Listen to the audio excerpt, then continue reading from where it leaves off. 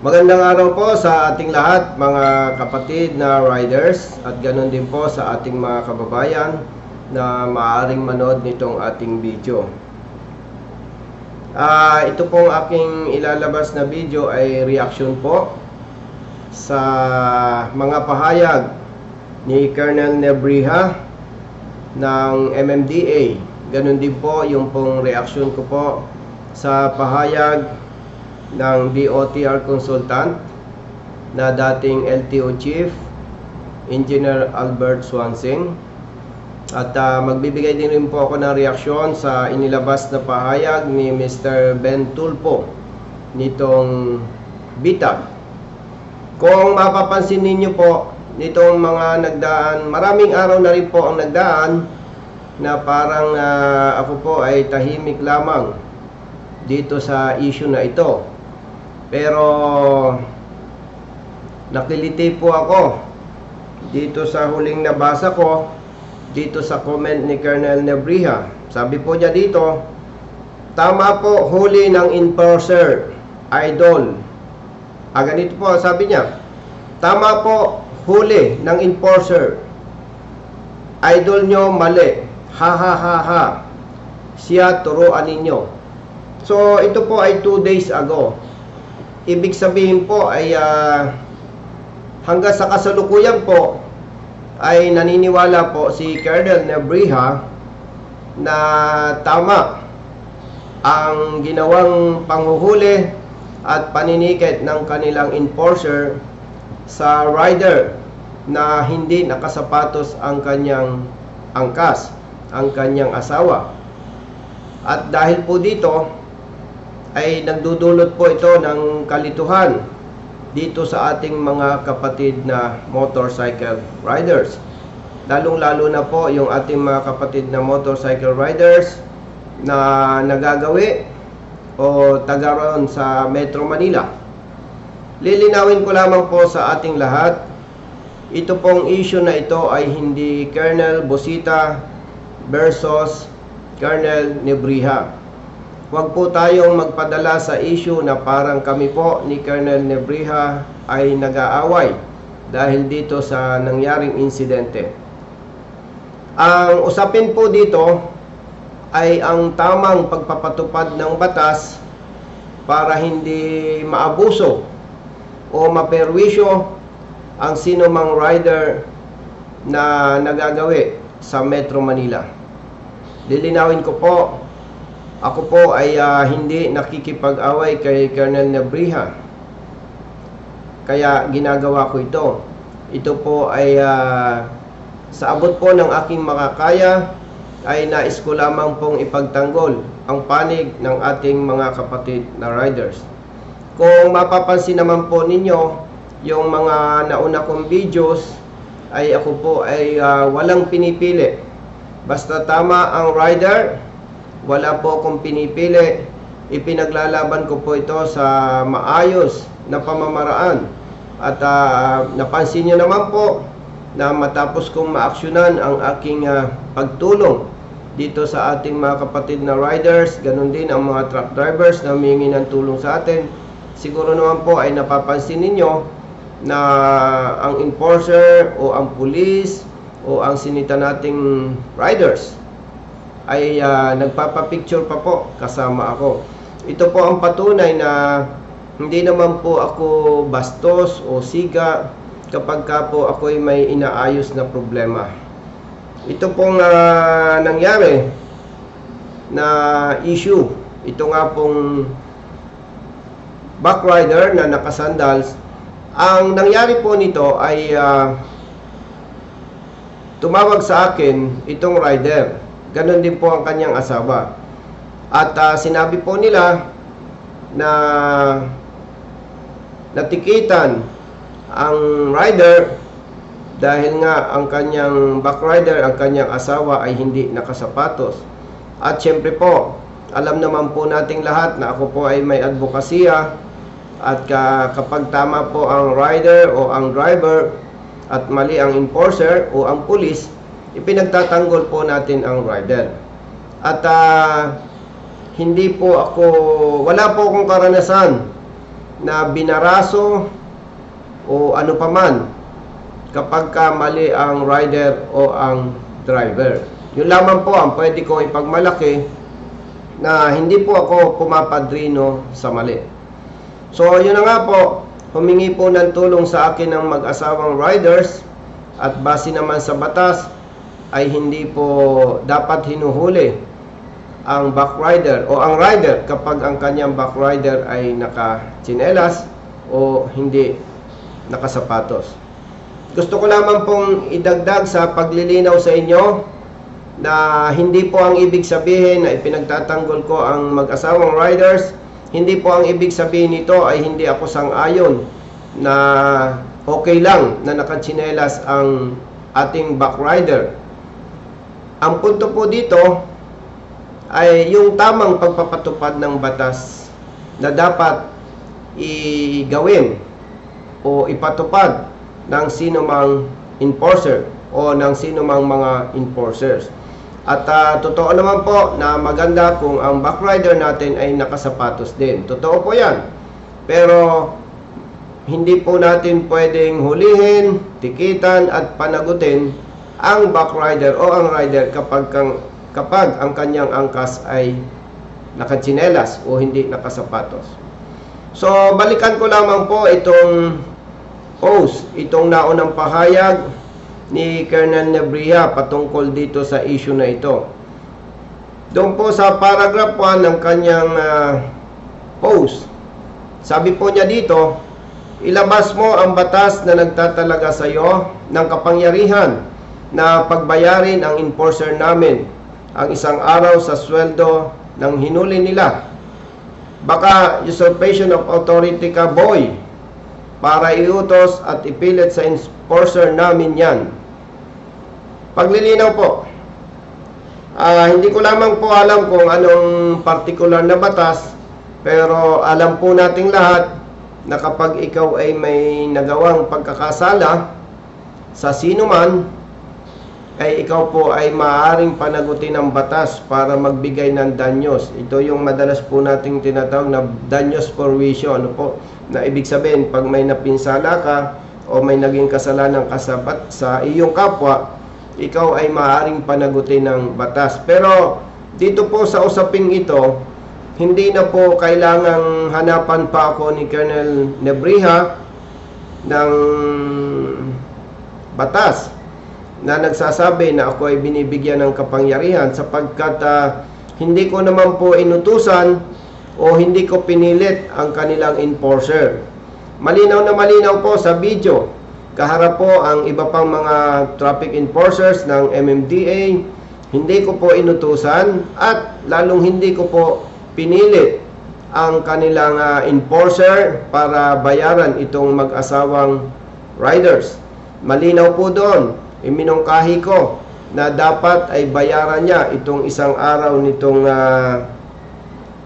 backrider dahil sa kanya pong maling panguhuli.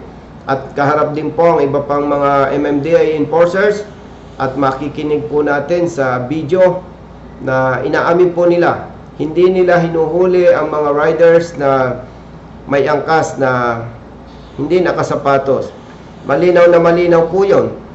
At doon po sa usurpation of authority, kung yun po ang paniniwala ni Colonel Nebria, meron naman pong legal team ang MMDA.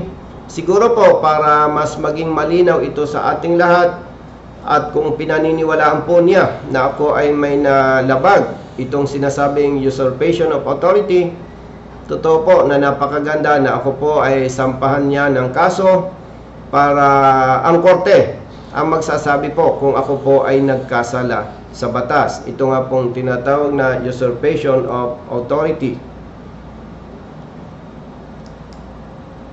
Dito po sa ikalawang paragraph nitong post ni Colonel Nebria, basahin ko po, kung may problema ka sa huli namin bilang dating pulis at miyembro ng HPG, alam mo dapat sa adjudication nire-resolve yan at wala kang karapatan pakialaman huli ng enforcer namin. Kung ako po ang tinutukoy niya, kung may problema sa huli ng kanilang enforcer, definitely wala po akong problema dahil hindi po ako sangkot dito. Ang may problema po ay itong mag-asawang riders. Kaya nga po nang tumawag sa akin ay agad-agad ko itong inaksyonan. So wala po akong problema dito sa huli ng MMDA. Wala po akong problema. At sabi po niya dito, wala daw akong karapatang pakialaman ang huli ng enforcer nila. Tama po yun. Wala po akong pakialam. Wala akong authority. Wala ako sa posisyon. Hindi ko po pinakialaman ang trabaho ng kanilang enforcer. Ipinagtanggol ko lamang po ang mag-asawang riders dahil sigurado po ako mali po ang ginagawa ng kanilang enforcer na pagpapatupad dito sa ating usapin ngayon. Yung pong sinabi niya na alam ko naman na dapat idaan sa adjudication board kapag may reklamo ang driver o ang rider. Totoo naman po yun. Pero dahil po sa kasalukuyang sistema na umiiral sa ahensya ng MMDA, ganun din po sa ibang mga lokal na pamahalaan, ay hindi po ako pabor doon. Ano pong ibig ko sabihin hindi pabor? Kapag ka po tumawag sa akin ang rider o ang driver at nakita ko na may mali sa pagpapatupad ng batas, agad-agad ko na po itong hinaharang. Dahil bakit kailangan nating paabutin pa sa adjudication board kung doon pa lamang sa panguhuli ay maharang na natin? So ganun po. At ako naman po ay walang natatanda ay pinagtanggol na tama ang pulis o ang enforcer. Ang pinagtatanggol ko po kapag nakikita ko po na alinsunod sa batas ay tama ang panig ng driver o ng rider. Doon po. At yung pong nabanggit niya na due process, ay alam niyo po, napakagandang pakinggan. Pero kung alam po ninyo ang mga tunay na nangyayari sa mga driver at mga riders na nagko-contest, kapag nakita nila na mali ang huli sa kanila, ay maaari po nasasang-ayon kayo sa akin. Bigyan ko po kayo ng maikling kwento dito sa sinasabi ni Colonel Nebrija na due process. Hindi po isang beses. May ilang mga riders na po akong tinulungan dito sa sinasabing pagko-contest. Paano po umabot sila sa pagko-contest? Sila po ay tumawag sa akin na sila ay nahuli na at natikita na. So, ang mangyayari na lamang po, papayuhan ko sila kung ano ang dapat gawin. So, may ilang mga riders na po akong natulungan. Ganito po ang masama at hindi magandang dinadanas ng mga ito. Ilang araw po silang magpabalik-balik sa adjudication board para sa kanilang contest. Karaniwan po dyan 3 days, 4 days or higit pa kung minsan. So ito pong mga ito ay siyempre yung araw na pabalik-balik sila sa MMDA office, sila po ay of course absent sa trabaho, walang kita. At siyempre maliban sa absent sa trabaho ay sila po ay magagastusan sa kanilang transportation. At karaniwan po sa mga ordinaryong manggagawa ay mga no work, no pay. Ibig sabihin, no work, no pay. Pag absent, walang kita, walang sweldo. So kung sila po ay 3 days or 4 days nagpabalik-balik sa adjudication board ng MMDA at malaki ang kanilang nagastos, malaki ang perang nawala sa kanila na dapat ay gastusin na sa pamilya. Yes, totoo po. Napakapatas naman po ng adjudication board ng MMDA, itong kanilang mga lawyers. At yung po ang sinasabi ko ay base sa aming karanasan dito sa aking mga tinutulungan. Kapag ka po nila nakita na may merit ang panig ng driver o ng rider, ito naman po ay nare-resolba in favor of the rider or in favor of the driver. Ito lamang po ang problema. matapos po na may panalo ng rider o ng driver ang kanilang contest, wala po silang natatanggap na danyos. Wala po. Sa madaling salita, kansilado lamang ang huli sa kanila. Yung gastos na nawala sa kanila, ay sorry na lang yon. Sorry na lang po yon. At ang masakit pa po dito, base po dito sa aming mga karanasan, ano po, hindi ko naman sinasabing lahat. Base po dito sa karanasan ng aking mga tinulungan, after na makansila ang huli sa kanila, itong enforcer ng MMDA ay hindi naman po nila pinapanagot. Parang okay lang, wala lang.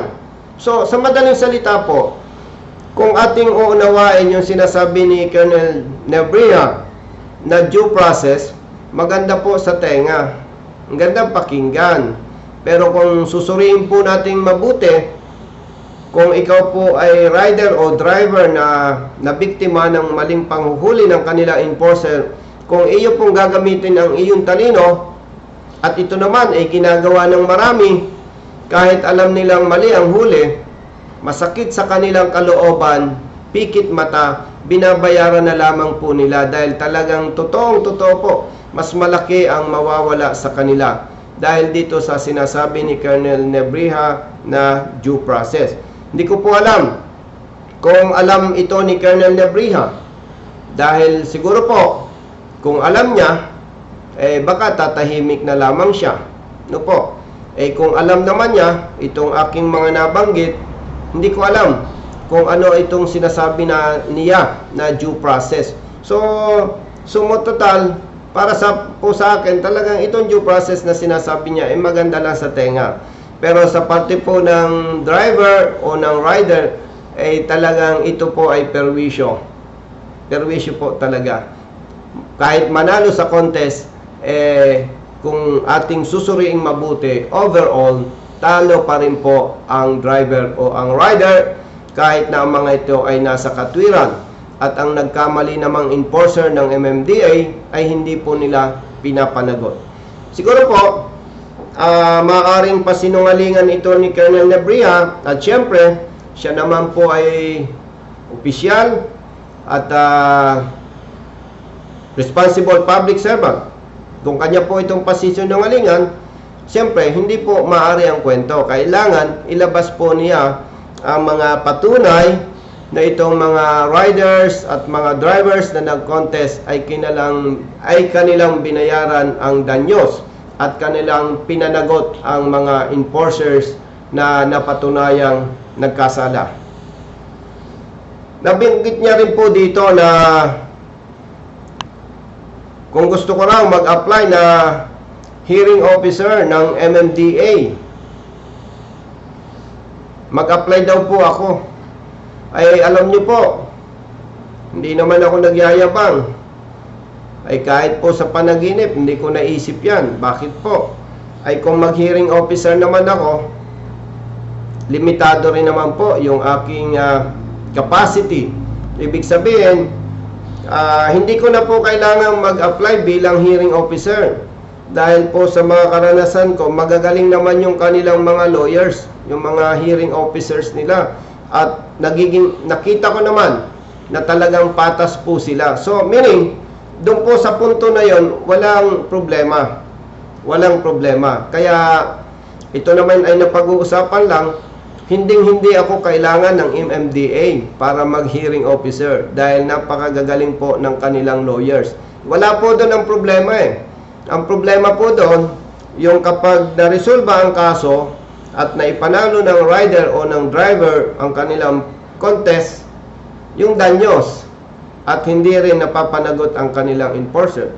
So, based on this, talagang hindi po kailangan na mag-apply ako bilang hearing officer sa MMDA na katulad ng sinasabi ni Colonel Nebria. Dagdag ko pa dito, halimbawa, at ito naman po ay usap-usapan lang, kung ako ay bibigyan ng posisyon ng MMDA, hindi ko rin naman po tatanggapin. Bakit po? Kapag tinanggap ko po ito, matatali ako sa MMDA at kaawa-awa naman po yung ibang mga motorista sa iba't ibang lugar ng ating bansa na nangangailangan ng aking tulong. For the information of everyone, ako po ay nakakatanggap ng calls minu-minuto, araw-araw, 24/7. Ang totoo po niyan, mas marami po ang hindi ko po natutugunan at mas marami po ang hindi ko natutulungan. Kaya yaman din lamang na pag-usapan nga po ito, kahit ako ay bigyan ng posisyon na maganda sa MMDA, hindi ko naman minamaliit ang MMDA, pero hindi ko po tatanggapin dahil mas marami po ang higit na masasakripisyo. Itong mga kapatid nating motorista na humihingi ng tulong sa akin mula sa iba't ibang lugar ng ating bansa. Nabanggit din po niya dito na ako daw ay nagpapasikat lamang sa YouTube. Alam niyo po, kung usapang pagpapasikat, talagang hindi ko po inisip yan.